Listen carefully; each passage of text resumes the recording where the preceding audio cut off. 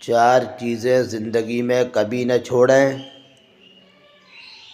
پہلا، اللہ کا ذکر کبھی نہ چھوڑیں، ورنہ آپ اس سے محروم ہو جائیں گے کہ وہ آپ کو یاد رکھے۔ فاذکرونی اذکرکم، تم میرا ذکر کرو میں تم کو یاد رکھوں گا۔ دوسرا، اس کا شکر کرنا کبھی نہ چھوڑیں، ورنہ نعمتوں میں زیادتی اور اضافے سے محروم ہو جاؤ گے۔ وَلَئِن شَكَرْتُمْ لَأَزِيدَنَّكُمْ، تم میرا شکر کرو تو میں مزید نعمتوں کو دینے والا ہوں۔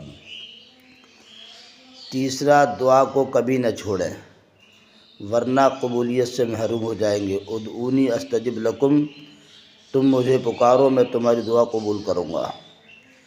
چوتھا، استغفار کبھی نہ چھوڑیں۔ وما کان اللہ معذبہم وہم یستغفرون، اللہ ان کو عذاب دینے والا نہیں جو استغفار کرتے ہیں۔